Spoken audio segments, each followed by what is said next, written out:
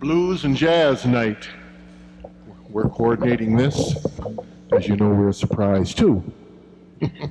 My name's Sherm Mitchell. Directly behind me, on the keyboard, you have Cliff Manier. You haven't seen that young man for a while. Well, he's back on the scene for good. We got him out here. We're not going to let him go back now. It's all over. We're going to pollute his soul with rhythm and blues. We're going to dreaded maracas of jazz. Bobby Easton coming in from Vassar. He's Jim Tomlinson on drums. And our purpose here tonight is to entertain you and kind of inform you. I think most of you know what jazz and blues are about, but for the sake of the program, we're going to go over that a little bit for you again tonight. We were playing a little blues when we started out just to get things going, get the camera ready. We don't have to warm up the horns, we have to warm up the cameras, the camera people. You know, I think there's been so many books and so many articles and written on blues and jazz. I think just about everyone knows that the roots of the music that we call jazz, which stem directly from blues, gospel music, Negro spirituals, more or less from slavery. I think it's all been known. And we're going to try to give you a little bit of what took place in the earlier years. So we're going to give you a little bit of chronicle of jazz. We have a sextet tonight, by the way. The other members of my group are Joe Wright on lead alto and soprano saxophone, Dave Huber on tenor. So we're all Flint folk. We're here to try to give you some of what Flint's about. We got a wonderful, wonderful surprise today. I don't know how many of you are aware of 𝐀𝐫𝐭𝐢𝐬𝐭s record company, and they review records. They're in New York.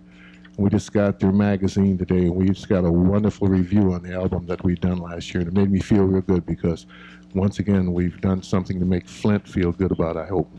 And it'll go all over. Well, you didn't come to hear my story, and the story about all these things. You come to hear some music, so I think there's always one song that would probably epitomize where the music may have emanated from. And we'll take an old song.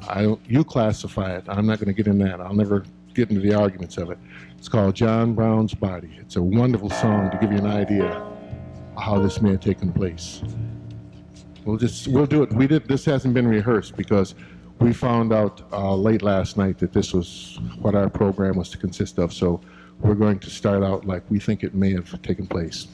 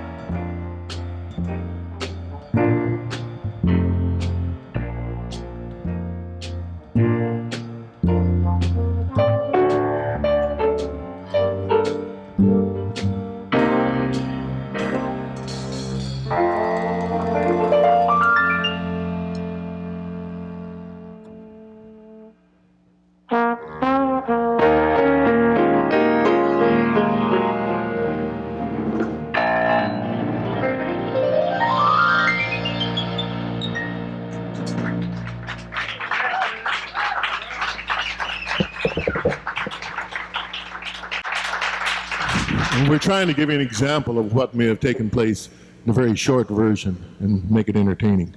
We think that there was enough gospel in there that you can hear a little bit of the spiritual value that took place, and we hope that maybe it'll tie you over till Sunday. Get you there Saturday, whatever day your religion may be. And we wanted to show you how it may have been changed and kept kind of simple, just an idea that people that were playing that music probably didn't know a lot about music, so they changed it around to fit the feeling that they may have had, depending on the instruments they played, because I'm sure back at that time there were not the music stores, there were not music centers, and herders, Sherm's music instrument repair to take care of those instruments. So they had, I kind of wonder sometimes how they even performed at all with some of the instruments I see that's been resurrected.